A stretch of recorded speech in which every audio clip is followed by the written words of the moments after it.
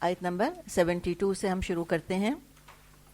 اب یہاں پر ذرا سا بس منظر دیکھ لیں کہ مشرکین بھی دیکھ رہے تھے اور اہل کتاب بھی دیکھ رہے تھے کہ اسلام کی ایسی کشش ہے، ایسا اس کے اندر ایک اٹریکشن ہے، اس کی دعوت ایسی دعوت ہے کہ جو ایک دفعہ اسلام کے دائرے میں داخل ہو جاتا ہے پھر چاہے اس کے ٹکڑے بھی کر دیے جائیں وہ چھوڑتا نہیں ہے، وہ جان دے دے گا لیکن اسلام نہیں چھوڑے گا۔ تو اس سے تو پھر اسلام کی دھاک اور زیادہ بیٹھتی چلی جا رہی تھی لوگوں پر کہ بھئی کس قسم کی آئیڈیالوجی ہے، کیسا یہ دین ہے۔ ہرقل روم جس کی طرف آپ صلی اللہ علیہ وسلم نے میسنجرز بھیجے تھے، ان کو دین کی دعوت دی تھی، اس نے ابو سفیان سے، ابو سفیان اس زمانے میں مسلمان نہیں تھے اور کسی کاروبار کے سلسلے میں وہ روم کی طرف گئے ہوئے تھے۔ تو جب ہرقل روم تک یہ دعوت نامہ پہنچا آپ صلی اللہ علیہ وسلم کا کہ تم اسلام قبول کرو، تو اس نے پھر کہا کہ اچھا اس کے جو یہ نبی کا دعویٰ کر رہے ہیں یعنی محمد صلی اللہ علیہ وسلم، کیا ان کے وطن کے کوئی لوگ ہمارے ملک میں ہیں؟ تو ان کو بتایا گیا کہ ہاں ایک قافلہ آیا ہوا ہے۔ پھر ابو سفیان کو اس نے اپنے دربار میں بلایا اور چند سوالات پوچھے نبی اکرم صلی اللہ علیہ وسلم کے بارے میں۔ طویل اس کے بارے میں حدیث بخاری وغیرہ میں موجود ہے۔ ایک سوال اس میں سے یہ تھا کہ ایک دفعہ جو اسلام میں داخل ہو جاتا ہے کیا دوبارہ اس سے پھرتا ہے؟ تو ابو سفیان نے جواب دیا لا یرجع احد، نہیں کوئی نہیں پھرتا۔ اس لیے کہ تو مکی دور کی بات تھی، کہا کہ نہیں، یعنی مکی دور میں تو کوئی کبھی نہ پھرا۔ اسی طرح جب مدینے بھی تشریف لے آئے آپ صلی اللہ علیہ وسلم تو جو داخل ہو جاتا تھا وہ داخل ہو جاتا تھا۔ تو ہرقل نے جواب دیا تھا اس پر کہ وَكَذَلِكَ الْإِيمَانِ، ایمان ایسا ہی ہوتا ہے، جب وہ دل کے اندر آ جاتا ہے تو بس دل کے اندر وہ گھر کر جاتا ہے، یعنی یہ مطلب تھا اس کا۔ تو یہ تو اسلام کی دھاک بیٹھی ہوئی تھی۔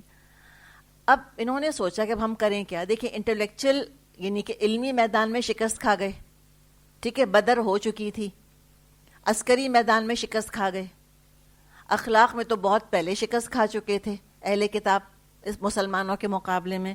اس سے دیکھیں کہ عروج ملتا کیسے قوموں کو، ایک آپ کو مورل سپیریورٹی ان پر رکھنی ہوگی۔ آج سچی بات ہے کہ ہم آج غیر مسلموں پر زیادہ بھروسہ کرتے ہیں مسلمانوں کے مقابلے میں۔ ہمیں لگتا ہے کہ ایفائے عہد اور سچ ان میں زیادہ ہے ہم مسلمانوں کے مقابلے میں، تو ہمیں عروج کبھی نہیں ملے گا جب تک ہماری یہ حالت رہے گی۔ عسکری طور پہ ملٹری مائٹ مسلمان بن چکے تھے، مشرکوں کو ہرا دیا تھا انہوں نے بدر میں تعداد میں کم ہونے کے باوجود۔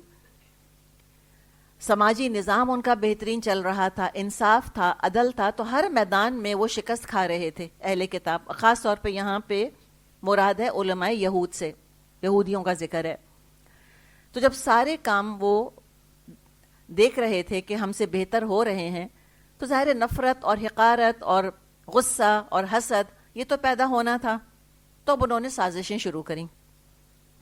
ان کی ایک سازش کا یہاں پر ذکر ہے، جن کی دینی خیانت، جو مذہبی تعصب تھا اس کا ذکر ہے۔ کیا انہوں نے ڈیسائیڈ کیا سازش کیا تھی، کیا کانسپریسی کری؟ اور یہ بھی حقیقت ہے کہ غیر مسلموں نے اسلام کے خلاف سازشیں کی ہیں، اس میں تو کوئی ڈاؤٹ ہے ہی نہیں۔ تو یہ ایک سازش کیا تھی؟ وَقَالَتْ طَائِفَةٌ مِّنْ أَهْلِ الْكِتَابِ، اور اہل کتاب میں سے ایک گروہ نے کیا کہا؟ آمنوا بالذی انزل علی الذین آمنوا وجہ النہار، کہ اس نبی صلی اللہ علیہ وسلم کے ماننے والوں پر جو کچھ نازل ہوا ہے اس پر صبح ایمان لے آؤ۔ یعنی کیا کرو کہ آؤ اور آ کر تم محمد صلی اللہ علیہ وسلم کی مجلس میں حاضر ہو اور تم کلمہ پڑھ لو۔ اچھا اب یہ کون ہوں گے کلمہ پڑھنے والے؟ کوئی ایسے ان کے معمولی لوگ جن کے کوئی ویلیو نہ ہو معاشرے کے اندر؟ نہیں، کوئی ان کے کرتا دھرتا ہوں گے، کوئی ان کے وی آئی پی ہوں گے کہ وہ آئے، آ کر بیٹھے، ایک دو دن آتے رہے، بہت پریٹینڈ کیا کہ ہم تو بڑے غور سے سن رہے ہیں، اور اس کے بعد کہا کہ ہم تو کنونس ہو گئے کہ بھئی یہی دین حق ہے، اور کیا بات ہے محمد کی صلی اللہ علیہ وسلم، کیا بہترین لوگ ہیں بھئی مسلمان، تو ہم تو ایمان لا رہے ہیں۔ تو وجہ النہار، صبح صبح تم جاؤ جا کے ایمان کا اعلان کر دو۔ وَاکْفُرُوا آخِرَهُ، اور دن کے آخر میں تم انکار کر دو، اسلام چھوڑ کے نکل جاؤ، لَعَلَّهُمْ يَرْجِعُونَ، شاید کہ یہ بھی لوٹ آئیں اور پلٹ آئیں۔ تو یہ دراصل ان کی سازش تھی۔ ظاہر سازش خفیہ طور پہ کی جاتی ہے، اعلان تو نہیں کیا جاتا، لیکن اللہ تعالیٰ نے نبی اکرم صلی اللہ علیہ وسلم کو اطلاع دے دی۔ اس کے علاوہ کوئی آپ کو نہیں بتا سکتا تھا کہ انہوں نے یہ سازش کی ہے۔ تو وہ آتے تھے اور کوئی ان کے اہم لوگ آتے تھے، کرتا دھرتا کلمہ پڑھتے تھے، تھوڑی دیر گزارتے تھے ساتھ۔ اب جب وہ آتے ہوں گے تو مسلمان تو خوش ہو جاتے ہوں گے کہ بھئی واہ، اسلام کو اسٹرینتھ مل گئی ہے، اور یہ انسان کی مینٹیلٹی ہے۔ آپ کسی وی آئی پی کا ذرا نام تو بتائیں کہ بہت بڑی شخصیت۔ جی جی چلیں، جو بھی ہے چلیں، کوئی کہیں کا پریزیڈنٹ ہے، کوئی کہیں کی فرسٹ لیڈی ہیں مثال کے طور پہ۔ اب آپ سوچ لیں کہاں کی فرسٹ لیڈی ہیں۔ اب آپ کلاس ہو رہی ہے، پتہ چلا وہ داخل ہوئیں کمرے میں، اور وہ آئیں امریکہ کی، افریقہ کی، جہاں کی بھی، اور وہ درس سننے بیٹھ گئیں۔ آپ کے ایکسائٹمنٹ کا کیا حال ہوگا؟ گھر جا کر آپ کیا بتائیں گی؟ جو آج ایبسنٹ ہیں وہ تو کل اپنے اماں ابا کو بھی لے کر آ جائیں گے کہ آپ چلیں تو دیکھیں تو کون آیا ہے۔ ہوتا ہے نا، ایک لگتا ہے کہ نئی تازگی پیدا ہو گئی، نئی انرجی آ گئی۔ اس لیے کہ یہ مینٹیلٹی ہوتی ہے کن لوگوں کی جو نئے نئے اسلام میں آ رہے ہوتے ہیں۔ وہ آنے والوں کو دیکھتے ہیں کہ اس دین کے اندر کتنے وی آئی پی بیٹھے ہیں، اس سے اس دین کی ویلیو کا اندازہ لگاتے ہیں، اور یہ بہت بڑا خطرہ ہے میرے اور آپ کے لیے۔ آنے والا کیوں آئے؟ حق کی خاطر آئے۔ جو تلاش کر رہا ہوتا ہے حق، وہ حق پا لیتا ہے، اور وہ پھر اس دعوت کو تھام لیتا ہے۔ کوئی وی آئی پی آئے نہ آئے، مکے میں کیا ہو رہا تھا؟ کتنے وی آئی پی مجھے بتائیں ایمان لا رہے تھے؟ ابو جہل ایمان لایا تھا؟ کوئی نہیں۔ غلام تھے، نوجوان تھے، اچھے اچھے، ٹھیک ہے، عثمان رضی اللہ عنہ اور عبد الرحمن بن عوف رضی اللہ عنہ جیسے پیسے والے لوگ بھی تھے، لیکن عام طور پہ تو ایسے ہی تھے نا، غریب غربا ہی ایمان لا رہے تھے۔ جیسے کہ ہرقل نے یہ بھی سوال پوچھا تھا ابو سفیان سے کہ یہ جو محمد ہیں صلی اللہ علیہ وسلم، ان پر ایمان کون لوگ لا رہے ہیں، پیسے والے کہ غریب؟ تو ابو سفیان نے جواب دیا تھا کہ غریب زیادہ ایمان لا رہے ہیں۔ تو ہرقل نے کہا تھا کہ انبیاء کی پہچان یہی ہوتی ہے کہ زیادہ تر غریب لوگ ایمان لاتے ہیں۔ تو دین کے ساتھ گلیمر ایسوسیٹ کرنا یہ بہت بڑا ایک خطرہ ہے، جس کا کہ ایمان والے بعض دفعہ سامنا کرتے ہیں کہ وہ گلیمر ایسوسیٹ کرتے ہیں، وہ اسلام کی ویلیو لگاتے اس سے ہیں کہ اسلام پر کون کون عمل کر رہا ہے، کون اسلام میں داخل ہو رہا ہے۔ اگر وی آئی پی داخل ہو رہے ہیں تو دین بھی بڑا وی آئی پی ہوگا، اعلیٰ معاشرتی رتبہ رکھنے والے داخل ہو رہے ہیں، اسلام بھی اعلیٰ ہوگا۔ تو پھر ہوگا کیا مجھے بتائیں؟ اب وہ جو بھی ہیں ایکس وائی زی خاتون، وہ آئیں، ہم سب بڑے ایکسائٹیڈ ہو گئے، ہم بڑے خوش ہو گئے، ہم نے کہا واہ بھئی واہ، پتہ چلا کہ وہ کہہ رہی ہیں میں تو کلمہ پڑھنے والی ہوں۔ اب دیکھیں ہماری خوشی کا حال، ہم تو دوڑے ہوئے مہناز کے پاس جائیں کہ مٹھائی تو کھلا دیں کم از کم، بہت خوش ہو جائیں۔ اب وہ آتی رہیں 2-4 دن، پھر آنا چھوڑ دیا، اب نہیں نظر آئیں۔ اب مجھے بتائیں کیا چہمے گوئیاں کیا ہوں گی؟ کیوں چھوڑ دیا؟ کیوں نہیں آ رہی؟ ایک ڈس ہارٹیڈنس کی فیلنگ آئے گی، ڈس ہارٹیڈ ہوں گے، موریل ڈاؤن ہوں گے۔ تو موریل کو کس سے اٹیچ کیے؟ دین سے نہیں، حق سے نہیں اٹیچ کیا، موریل کو اٹیچ کیا ہوا ہے شخصیتوں سے، کلٹس یا شخصیت کی اہمیت۔ اسلام محتاج نہیں ہے وی آئی پی کا۔ اسلام یہ نہیں دیکھتا کہ کون کتنا منزلت والا، کون کتنے رتبے والا آ رہا ہے۔ اللہ تعالیٰ نہیں دیکھتا ہمارے مقام کو۔ حدیث میں کہ ان اللہ لا ينظر الى صورکم و اموالکم، اللہ تمہاری صورتوں، تمہارے مالوں کو نہیں دیکھتا، ولکن ينظر الى قلوبکم و اعمالکم، اللہ تمہارے دلوں اور تمہارے اعمال کو دیکھتا ہے۔ تو یہ ان کی سازش تھی۔ اس طرح یہ بھیجا کرتے تھے لوگوں کو، جو ان کے بڑے بڑے لوگ تھے، کہ وہ کلمہ پڑھیں، اور جو کلمہ پڑھ رہے ہوتے تھے تو کیا دل سے پڑھ رہے ہوتے تھے؟ ان کو پتہ تھا کہ ہم سازش کے تحت، ایک کانسپریسی کے تحت کلمہ پڑھ رہے ہیں۔ تو بتائیں یہ شعوری منافق تھے کہ غیر شعوری منافق؟ یہ ہے کانشیس نفاق، کانشیس ہپوکریسی، شعوری نفاق. کلمہ پڑھتے وقت ان کو پتا تھا کہ ہم ان کو دھوکہ دینے کے لیے کلمہ پڑھ رہے ہیں. تو ظاہر میں کیا تھے؟ کلمہ پڑھ لیا، ٹھیک ہے. اگر مر جاتے تو لوگ کیا سمجھتے ہیں ان کو؟ مسلمان. اللہ کی نظر میں کیا ہوتے؟ پکے کافر، پکے کافر. تبھی تو اللہ نے منافقوں کو کافر کہے کہ لوگوں کو دھوکہ دینے کے لیے کلمہ پڑھ رہے ہیں، دل میں کوئی ایمان نہیں ہے. پھر آئے بیٹھے، اس کے بعد باتیں بنانی شروع کری کہ ہاں گئے تھے، ہم تو بیٹھے تھے، ہمیں تو کوئی خاص بات نظر نہیں آئی، اخلاق اتنا خراب ہے ان لوگوں کا. یہ سب باتیں کر کے اسلام چھوڑ کے چلے جاتے تھے. کیوں؟ لعلہم یرجعون، تاکہ مسلمانوں کو ڈگمگا دیں، ان کو دین کے بارے میں شک میں ڈال دیں، ان کے اندر ایک ریزنٹمنٹ پیدا کر دیں لیڈرشپ کے خلاف.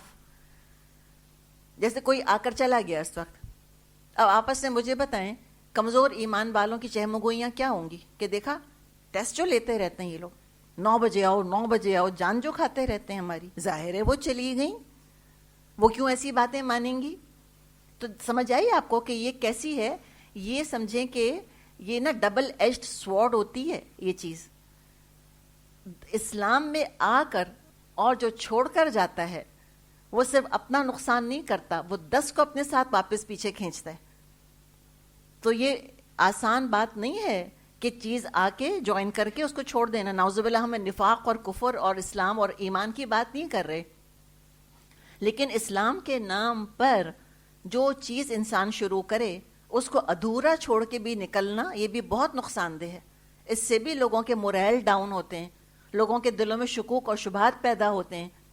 اس نظم، اس سسٹم کے بارے میں لوگوں کے اندر ریزنٹمنٹ آنے لگتی ہے.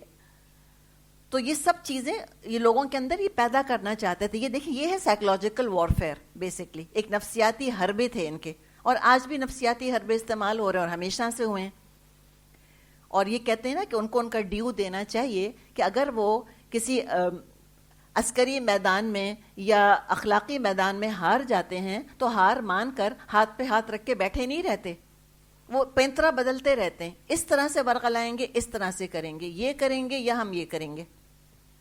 تو یہ ان کی سازش ہے جس کا ذکر کیا گیا کہ کہا کہ تم بعد میں انکار کر دو، کیا پتہ یہ بھی اپنے ایمان سے ہل جائیں، ان کے اندر بھی شکوک اور شبہات پیدا ہو جائیں، ان کے اندر بھی نبی اکرم صلی اللہ علیہ وسلم کے خلاف کوئی غصہ، کوئی ریزنٹمنٹ پیدا ہو جائے.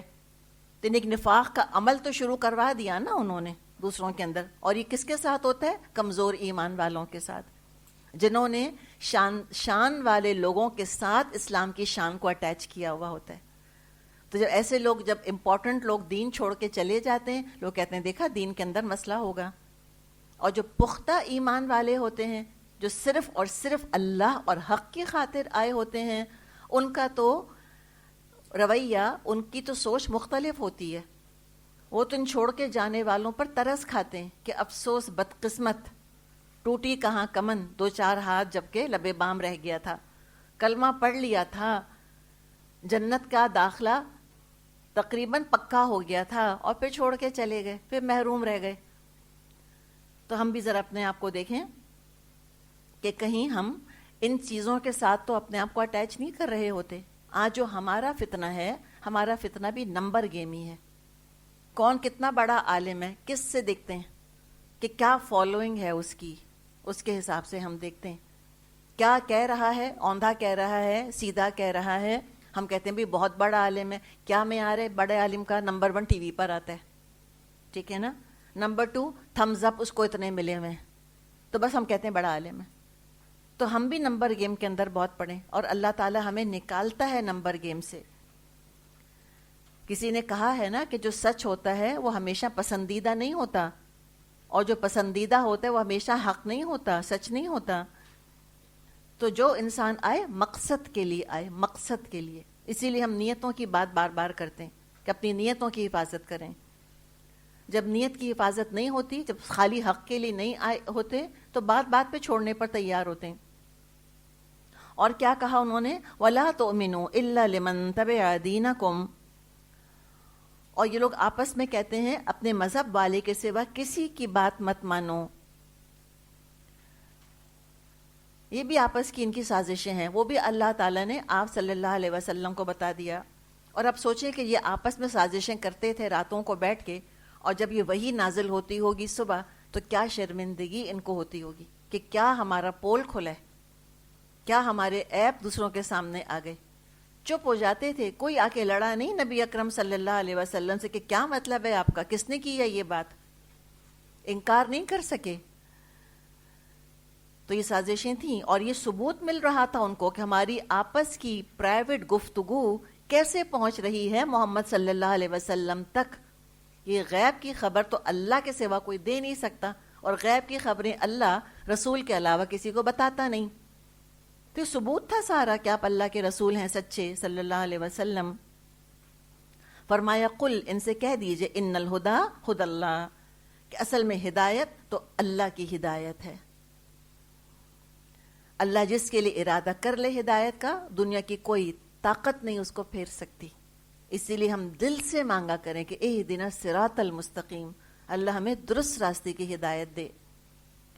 وہ دعا میں آتا ہے نا، من یہد اللہ فلا مضل لہ، یہ جو خطبہ دیا جاتا ہے اس میں یہ ہمیشہ آتا ہے، من یہد اللہ فلا مضل لہ، جس کو اللہ ہدایت دے دے اس کو کوئی گمراہ نہیں کر سکتا. کوئی آؤٹ سائڈ فیکٹر گمراہ نہیں کر سکتا مجھ کو اور آپ کو. ساری گمراہی اندر ہوتی ہے، اس کا آغاز اندر ہوتا ہے. ہم اپنے آپ کو شکوک شبہات کے لیے پیش کرتے ہیں تو شیطان ہم پہ حملے کرتا ہے. اور اسی خطبے میں کیا آتا ہے، وَمَن يُضْلِلْ، اور جس کو اللہ گمراہ کر دے، فَلَا هَادِيَ لَهُ، اس کو ہدایت دینے والا کوئی نہیں. تو فرمایا کہ ہدایت تو اللہ کی ہدایت ہے، جس کو چاہے دے. تو ہم مانگیں، اللہ کس کو دیتا ہے ہدایت؟ مانگنے والوں کو دیتا ہے، چاہنے والوں کو دیتا ہے. دنیا کی دولت تو اللہ ایسی ہی بانٹ دیتا ہے، اس کے لیے ڈیزرونگ نان ڈیزرونگ کو نہیں دیکھتا. کسی نے کہا ہے نا کہ اگر تم کو یہ دیکھنا ہے کہ اللہ کے نزدیک دولت کی کیا اہمیت ہے تو دیکھ لو اللہ نے کیسے لوگوں کو دی ہے دولت. ایک سے ایک اللہ کا انکار کرنے والا، ایک سے ایک ظالم، جابر، احمق، بے وقوف، ایسی اللہ بانٹ دیتا ہے. حسن، ایک سے ایک کو اللہ نے حسن دے دیا، ایسی بانٹ دیا اللہ نے بن مانگے. لیکن ہدایت اللہ کبھی بن مانگے نہیں دیتا، وہ صرف مانگنے سے ملتی ہے. جا کے دروازہ کھٹکھٹاؤ گے، ہاتھ پھیلاؤ گے، ماتھا جھکاؤ گے، فقیر بنو گے تو ملے گی. یہ مفت کی بات نہیں ہے کہ ہر ایک کے آگے اس کو ڈال دیا جائے، قدردانوں کے آگے بھی اور ناقدروں کے آگے بھی نہیں. تو یہ تو اللہ سے مانگنے کی چیز ہے. قل ان الہدی ہدی اللہ، کہہ دیجئے ہدایت تو اللہ کی ہدایت ہے. ان یؤتی احد مثل ما اوتیتم، اور یہ اسی کی دین ہے کہ کسی کو وہی کچھ دے دیا جائے جو کبھی تم کو دیا گیا تھا.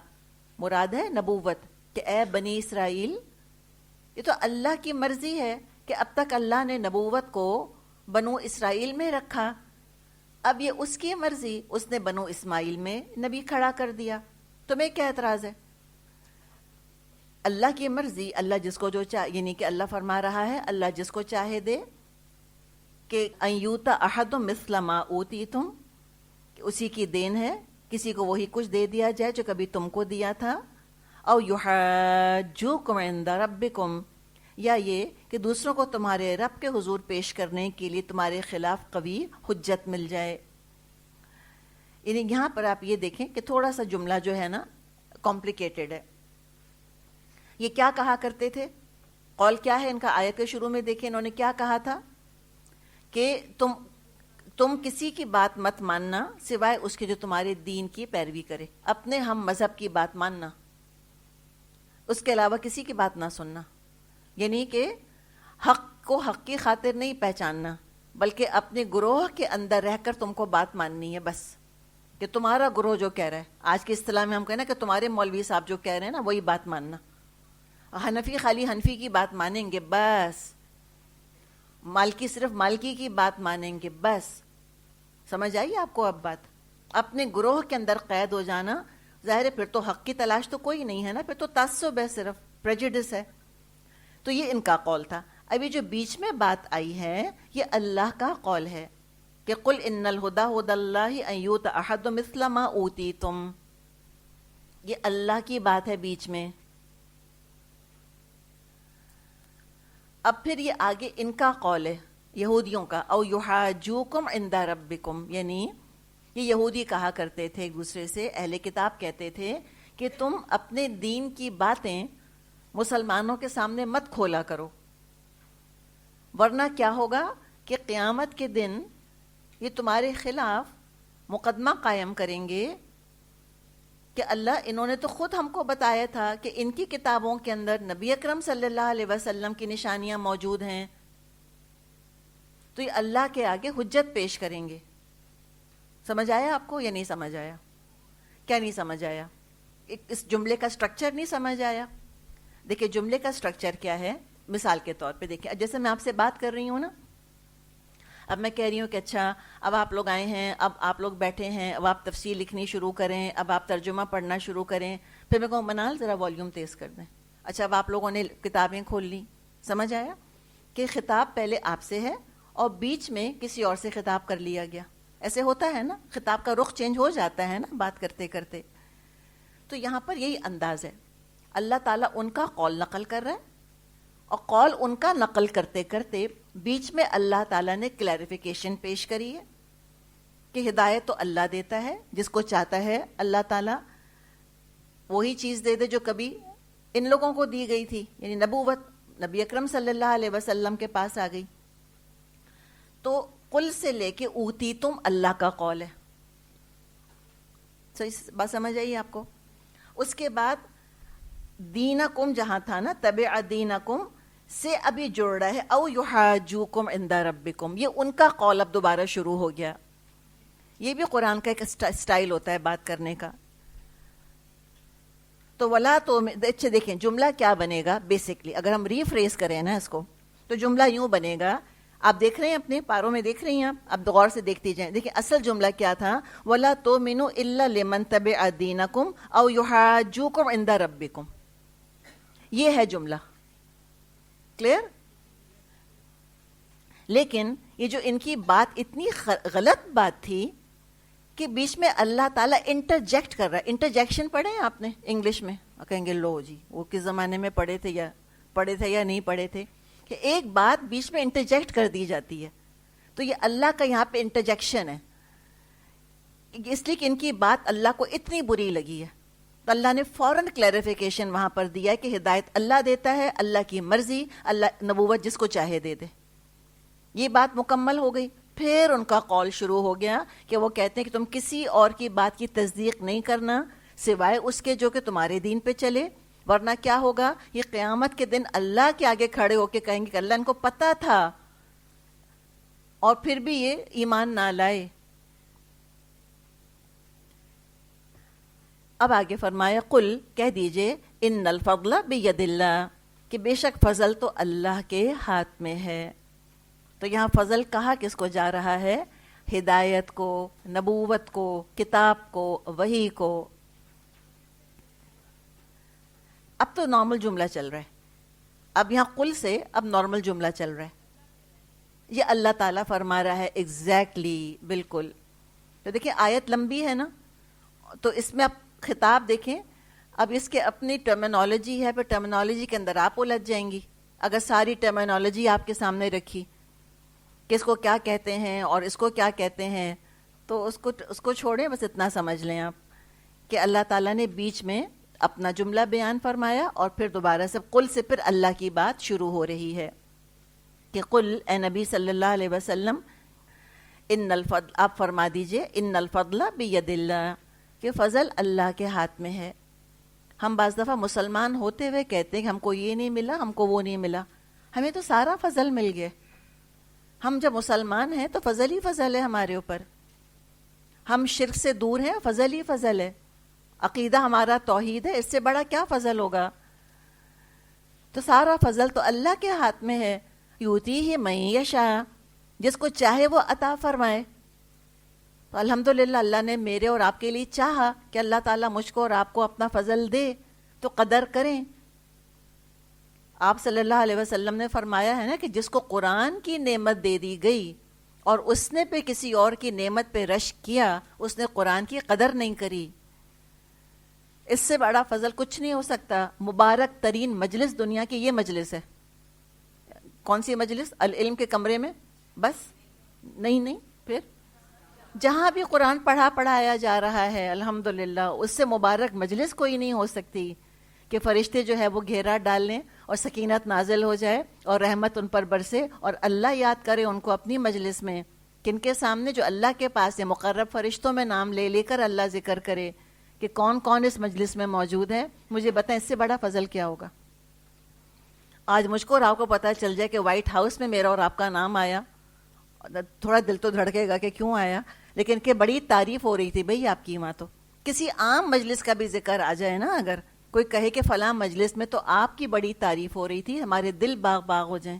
تو یہ سوچیں کس مجلس کا ذکر ہے، کس مجلس کا، کون ہے تعریف کرنے والا اور کون ہے سننے والا. تو یہ تو اللہ کا فضل ہے، یؤتیہ من یشاء، جس کو چاہے اللہ تعالیٰ دے. واللہ واسع علیم، اللہ تو وسعت والا ہے، علم والا ہے، سب کچھ اللہ جانتا ہے. آگے فرمایا یختص برحمتہ من یشاء، اپنی رحمت کے لیے جس کو چاہتا ہے مخصوص کر لیتا ہے. دعا کر لیں اللہ تعالیٰ مجھ کو اپنی رحمت کے لیے مخصوص کر لے. تو یہاں پہ دراصل یختص برحمتہ من یشاء، اس سے مراد ہے نبی اکرم صلی اللہ علیہ وسلم، کہ اللہ نے ان کو اپنی رحمت کے لیے مخصوص کر لیا. واللہ ذو الفضل العظیم، اور ساتھ میں پھر کیا فرمائے کہ اللہ تو عظیم فضل والا ہے، کہ اگر یہ فضل محمد کو دیا گیا ہے صلی اللہ علیہ وسلم کو، تو یہ صرف ان کے لیے مخصوص نہیں ہے. جو چاہے اس فضل میں اپنا حصہ لے لے، آ کر وہ ایمان لے آئے محمد صلی اللہ علیہ وسلم پر. اللہ تو بڑے فضل والا ہے، ذو الفضل العظیم ہے اللہ تعالیٰ. جو اللہ کی رحمت میں اللہ کی رحمت سے حصہ لینا چاہے گا، اللہ رحم کرے گا. اللہ کا فضل محدود تھوڑی ہے. لیکن بہرحال اللہ تعالیٰ نے اپنی رحمت کے لیے ایک انسان کو ذریعہ بنا دیا.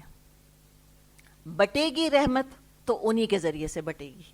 جو ان پر ایمان نہیں لائے گا وہ اللہ کی رحمت میں حصہ نہیں پائے گا، حالانکہ اللہ تعالیٰ بہت فضل والا ہے.